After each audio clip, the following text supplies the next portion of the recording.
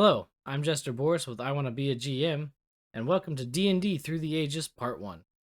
This video series explores the differences in the Dungeons & Dragons editions. We start with the White Box from 1974, and we go all the way through Dungeons & Dragons 5th edition, the game that we're all playing today.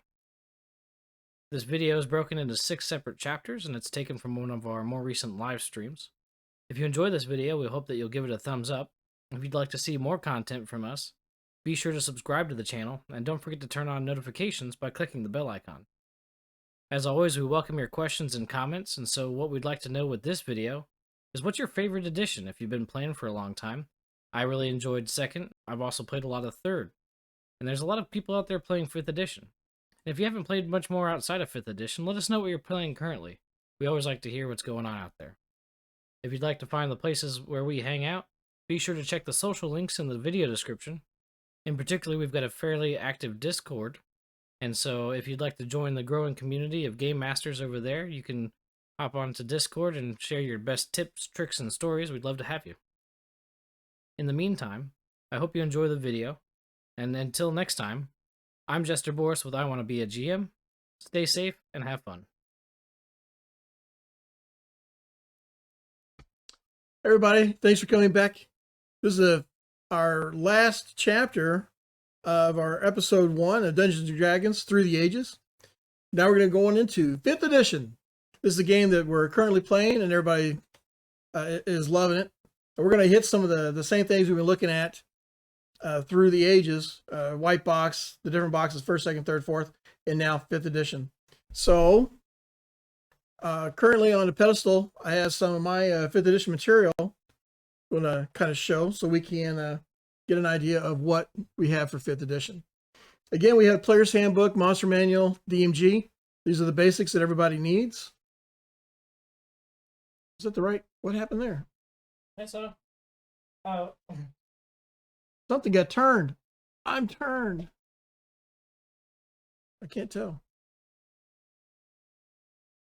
Anyway, so we got our Player's Handbook, Monster Manuals, DMG. Those are the basic books that we've seen. We have that material through all the different versions. But 5th edition, when it came out, it has 2 box sets. You see here on the bottom, they have one. It's a starter set, which is a very, very basic box set, and then the Essentials kit. The starter has as it applies. It's a very basic for new players to have their basic material to make characters, play characters, basic monster descriptions, and even a short adventure to play. The Essentials continues the same adventure, and it has more material. One of the things that I don't care for 5th edition are the cost, and everybody is watching their pennies these days.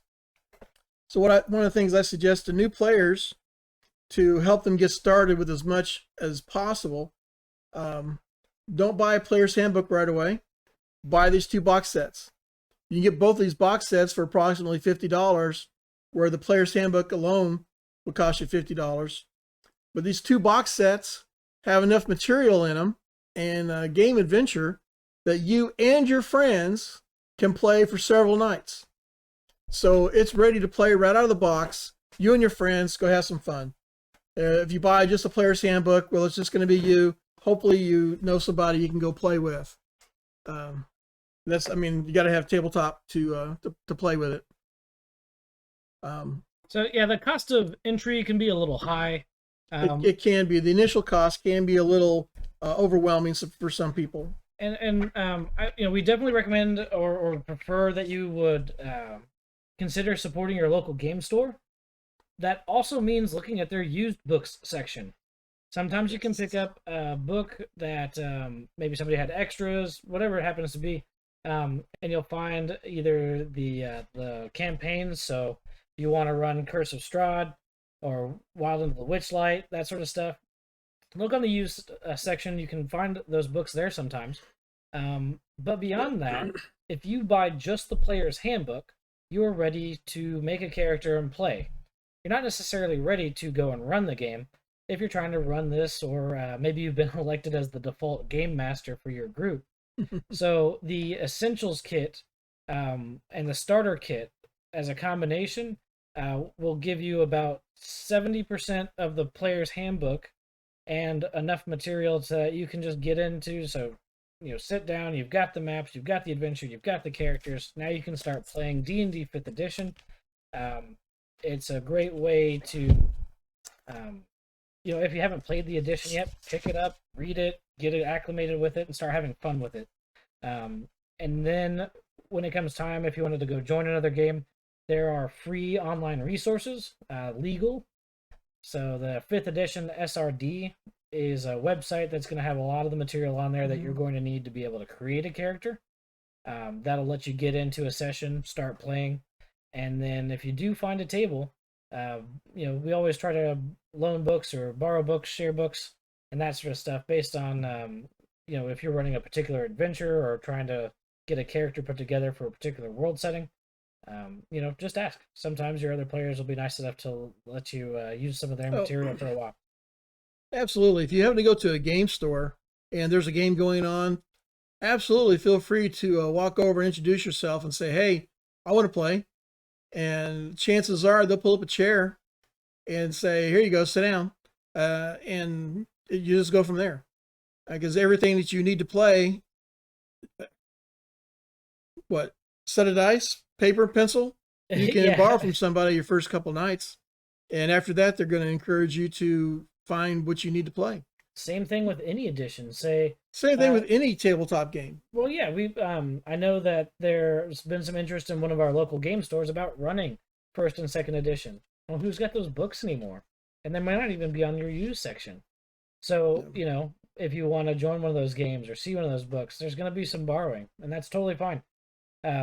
Just show up with a good attitude is really, kind of what your prerequisite is for that. It's one of the things I've done with my collection of 1st and 2nd edition. Mm-hmm. I have a milk crate out there. I have 6 players' handbooks and 6 unearthed arcanas. And it's specifically for when other people come to play, because not everybody will have those books. But as a player, they need those 2 books. So I took it upon myself to buy those. So when other players come over, besides that, paper and pencil and dice, there's your game. Yeah. That they have it taken care of for them. One of our inspirations for this video series is that every time we go out, and we've been helping game masters put games together, develop their stories, and write campaigns, there's just a lot of enthusiasm. A lot of people are really excited for Dungeons and Dragons, and 5th edition being the latest system, a very good system. There's a lot of people playing it. It's very cool. So there are a lot of people playing, and it's amazing to me. I mean, I remember back in my old day, if you were a nerd that played D&D, boy, were you picked on by the football team. Oh man. So yeah. But nowadays, my people are not frowned upon as much as they used to be. No. And by my people, I need nerds and geeks. Nerds and geeks. I'm a computer guy. Yeah. So, computers, math. That's me. Let's look at some of the things that have changed now that we've gone through the ages, starting with the white box set all the way. Now we've done 1st, 2nd, the 5-box set, a little bit of 3rd and 4th. So here we are, finally, 5th edition. The big 5. And we're going to start with initiative. Initiatives! Roll them! So here we are, initiatives, the player's handbook. Page 189. Read along at home. Initiative determines the order of combat. Well, I'm glad somebody decided that. So it is a dex check with modifiers. So basically, as we explained through this, you have your die 20 and your dex check. And we're going to start with the highest number and go down. So it's similar to 3rd and 4th.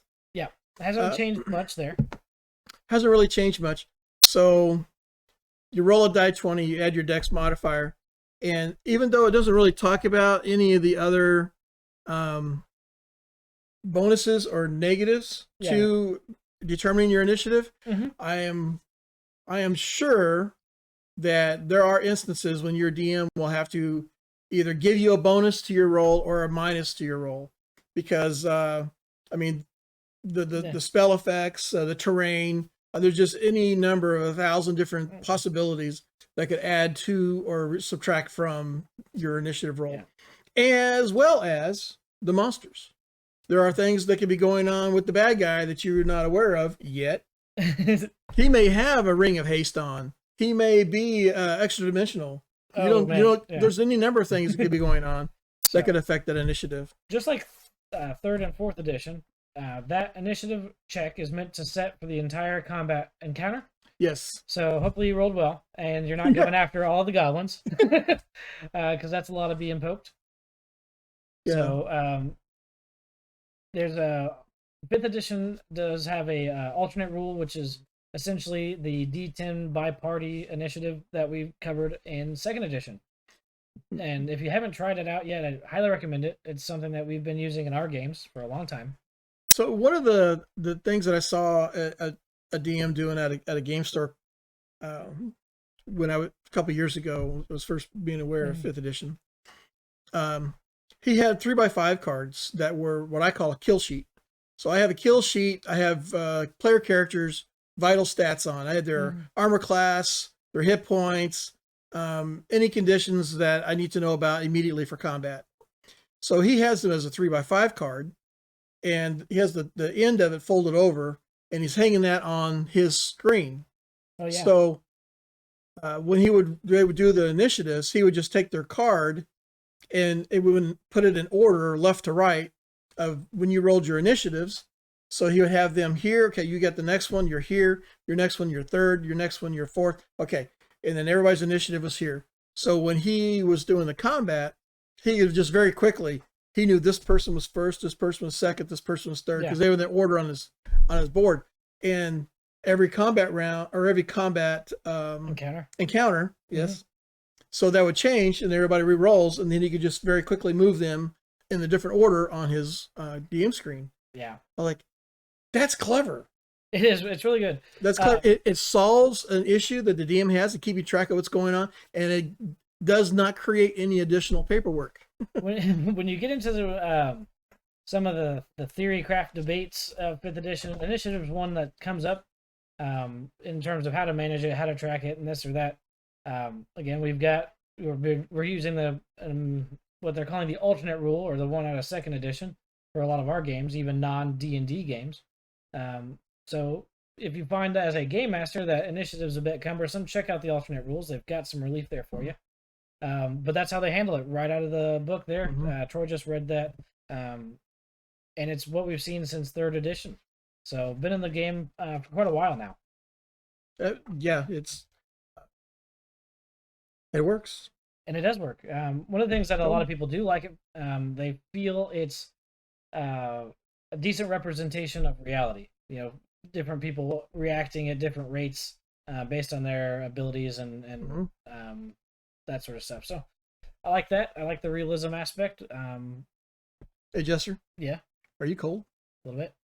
You know what we need? I think we should turn up the heat. Fireball! With some fireball! Fireball! Because once you roll initiative, it is time to kill the goblins. That's right. And this is one of the things that Troy and I both really like, especially having looked back through the changes of Fireball.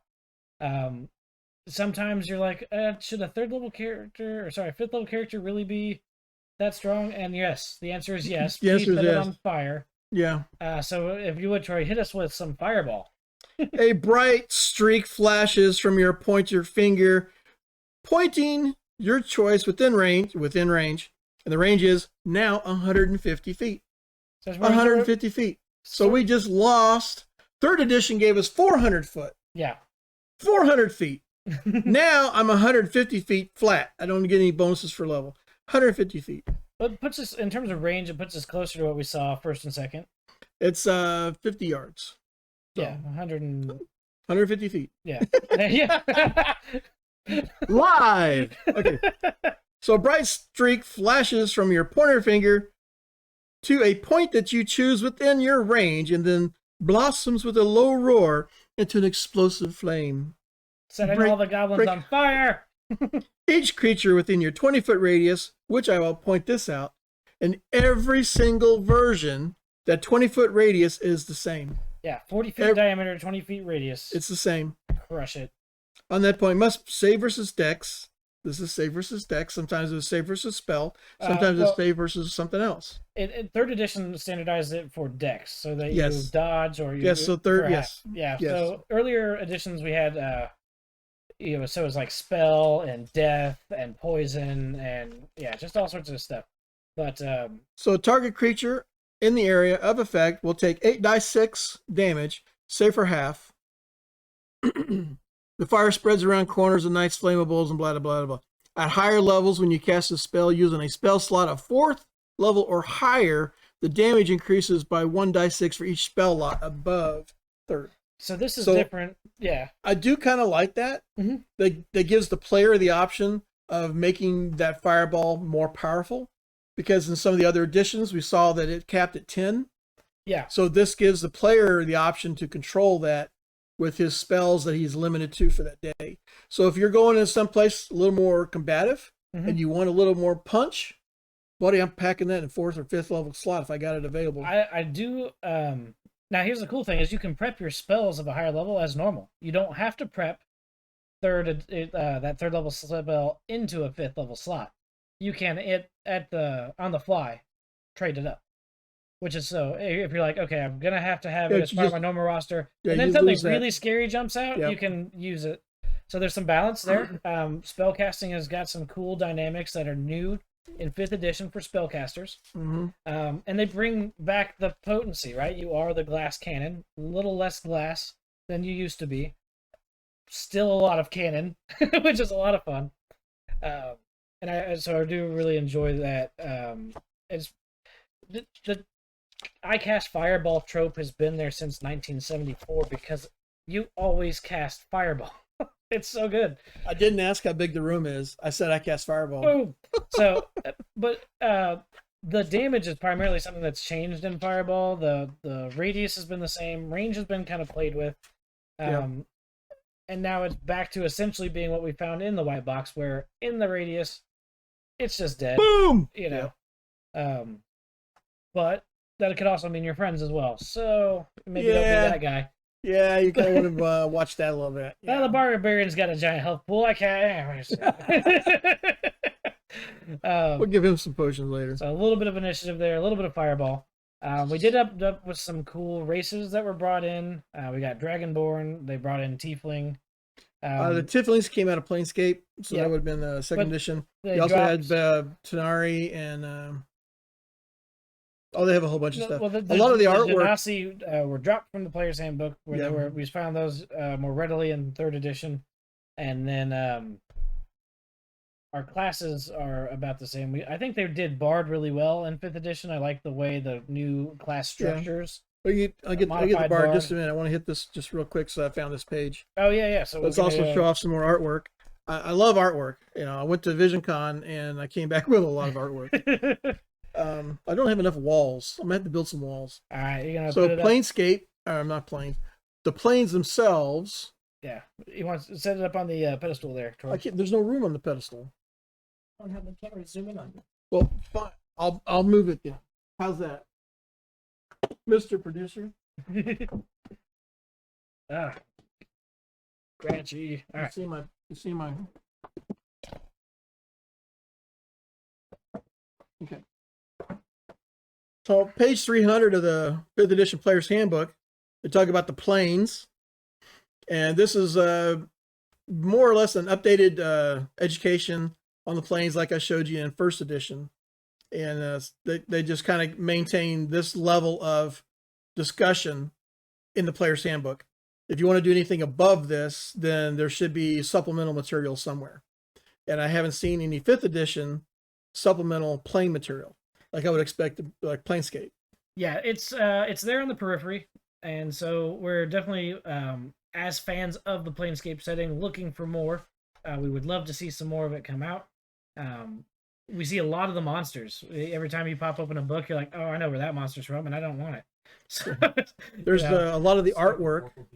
Like if you look at the Tenari, the Tieflings and stuff in the Monster Manual, that artwork came right out of Planescape, and those monster descriptions came right out of Planescape from 2nd edition.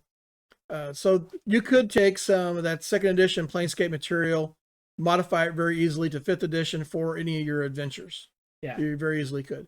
And again, all that material is being republished as a book per box set.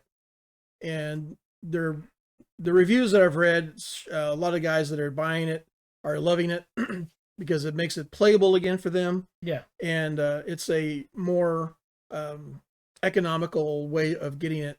Approximately $30 per box set book. Yeah. As opposed to trying to go and find it from a collector. Yeah, the original box sets on eBay are going for approximately $300 a set. Yeah, super cool material. We like to see this, but also when you consider what you need to know about the planes of existence from the player standpoint, that's probably about all you are going to know, even as a wizard. So. Yep. So you want to tell us about the Bard? Tell us about the Bard.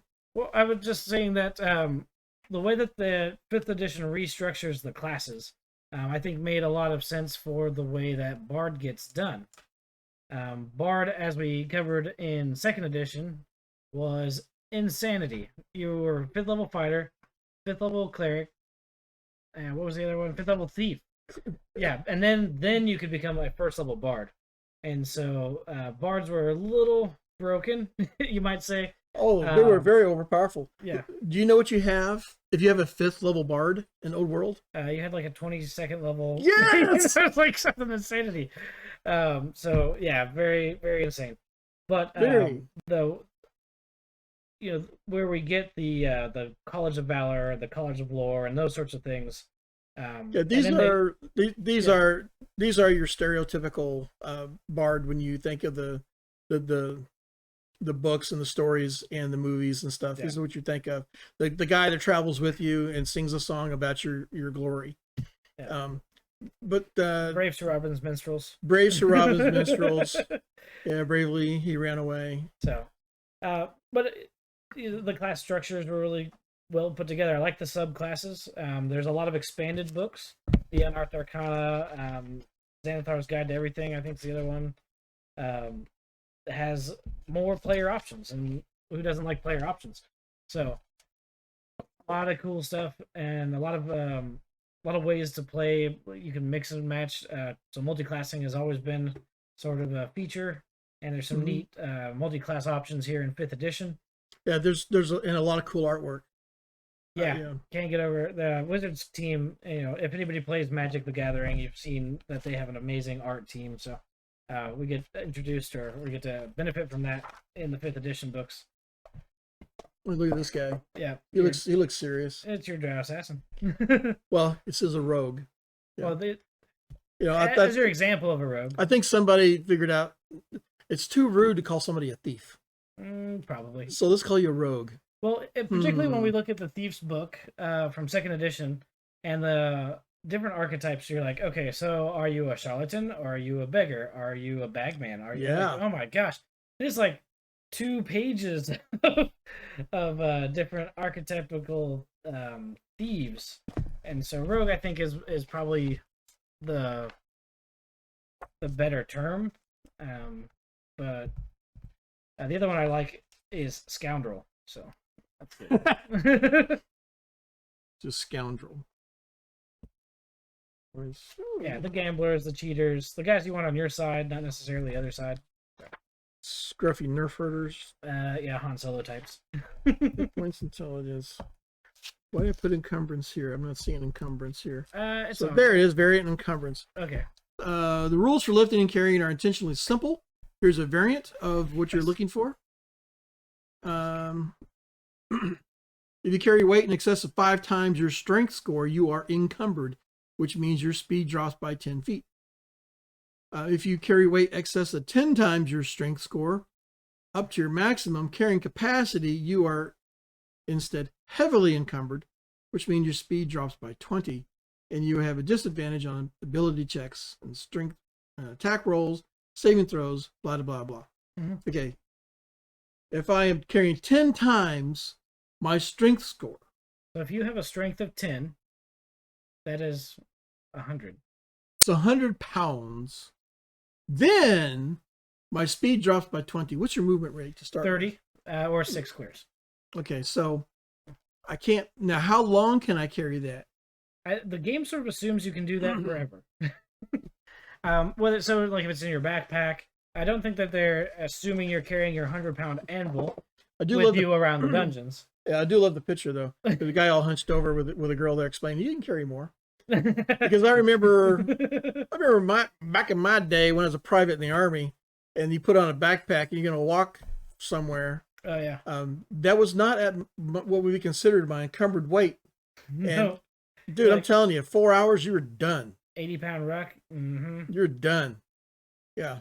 And the DA later tells you there's nothing wrong with your back. Long rest. Like a long rest on that one for sure. You're damn right, a long rest. I'm gonna be here for the rest of the week. That is something we touched on a little bit earlier. The earlier game systems were much less forgiving.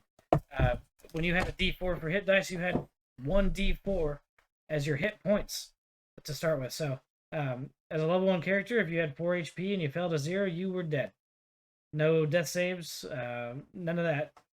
And healing was a lot different. So, per one whole day of rest, you naturally healed 1 hit point. Mm-hmm. So none of this 4-hour, 8-hour stuff. Well, there's still the 5 types of healing. Their description has changed slightly. So we have they call it a healer's bag now. Right. It used to just be like a first aid bag or whatever. So that's going to immediately give you 1 hit point. That's going to stop all bleeding, bandage all wounds, set broken bones, that kind of thing. And you got 1 hit point. Then we have potions. Potions vary in what they do from one to the other. Yeah. Their potency, you have potion of healing, potion of extra healing, potion of cure disease, and there's potions of all kinds of things. Right. So you have that potion. Then we also have healing spells, typically done by clerics. Cure light wounds, cure this, cure disease, cure blah blah blah. Then we have let's say rest. Let's say rest. No, just have regular rest. Regular rest. Natural healing with regular rest. Natural healing, regular rest. In 1st edition, 2nd edition, you got 1 hit point a day. 5th edition, that's changed a lot. Yeah, and that fits the sort of epic themes of 5th edition. It's themed a little differently, and particularly where Gary Gygax and his team of guys were pulling from Lord of the Rings, and it was very gritty in some aspects. You saw that a lot in the game. I mean, we've rolled tons of characters because it wasn't uncommon for them to just get killed.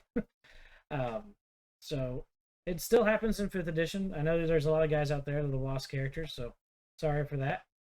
But there's a little bit more room where we've got death saves and healing and things like that are a little bit more forgiving. And that just keeps the game going and keeps the adventure happening, which is kind of fun, which is kind of what we're all here for. So have some fun. One of the things I will mention here, since we're on the concept or talking a little bit about long rest, short rest, and that sort of stuff, some people have difficulty with it in that you can have somebody beat to death, 1 hit point, they go take a nap, and they wake up. We've seen the tropes and memes and things about it. If it's something that bothers you in your game, simply theme it differently. If your barbarian takes a sword through the chest and then can sleep that off, that might be a little bit of a mental break there. But if blood attracts wolves. This is true. But if they've just gotten beaten and bruised and they're wore out and just done, that's if you track hit points more like vitality, then you can take a nap and wake up and be like, okay, I'm ready for the next day's adventure. Not until they reach 0 and they're there making the death save did they actually take the arrow through the armor into their lung or something of that nature.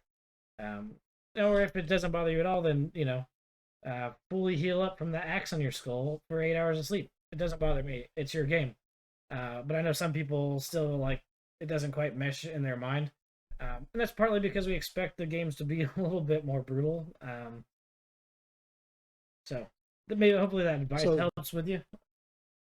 Going with what the Jester is saying, everything in all of these books are suggestions. With Gary Gygax in the Dungeon Master's 1st edition, so all of this is suggestion. None of it is a hard rule that must be followed. Yeah. So you as a DM, as you're just getting a little more experience with yourself, and your players. And if you come across a rule that for whatever reason you don't care for, or if we just twisted it a little bit so we could do this with it, Yeah. that's fine. It's Whatever your game. Do how you play it how you want. I would strongly suggest that if you change a rule, that you write it down and make sure that all your players are aware of it before gameplay. Because if you're in the middle of playing and somebody's laying there about to die and you're like, oh, well, I got a rule change that says this. It's like, I never heard of that. What do you mean my guy just died? My guy just died. Why? It can definitely sour the game. Yeah. But make the changes you need to make to either make it make sense for you or have more fun. Rule number one. As long as everybody's having fun at the table, the rules don't matter. No. So change the rules so that everybody at your table's having fun. And that's a game. That's the game. Indeed. So what are some of the other things we wanted to highlight there in 5th edition? Well, we talked about Fireball. We talked about Initiative. 5th edition came out July 3rd, 2014. So it's been out now for a while. I have heard rumors about in a year or so they're going to be coming out with another edition or something. Yeah, either a big update or a whole new edition, and they're about due. So that would be 10 years. Yeah. Which would be about time for something. I'm excited for what comes next. They've done a pretty good job with 5th edition, and I know a lot of the people that are playing it now swear by it, and it is a lot of fun. So if you haven't started yet, go pick it up, try it out. And if you're looking to try it, go pick it up and try it out. And if you're playing some of the older stuff, keep playing because it's awesome. Yeah. So, whatever it is, just cast more fireball. Cast more fireball. You are correct, Mr. Producer. With that, though, I think I'm going to point you back at I Want to Be a GM, Discord, Twitch, and YouTube, where you can find the content that we're trying to bring to you digitally. Particularly with Discord, our community of game masters, as we're serving the local community and beyond. Hit up your local game stores. Find the people that are playing in your area. Connect with them. Find the games that you like to play. It's a hobby, but it's more fun with other people. It's another reason to hang out with your friends. Yeah, it really is. There's the people that like sports, and then there's the people that like chopping orcs. So, it's all fun. It is. So we'll see you again on Twitch, Discord, YouTube. Catch us there. And until next time, this is Troy. And this is Jester Borris. I'm going to remind you, don't forget to like, subscribe, and all that jazz, so you can find us the next time. And we'll see you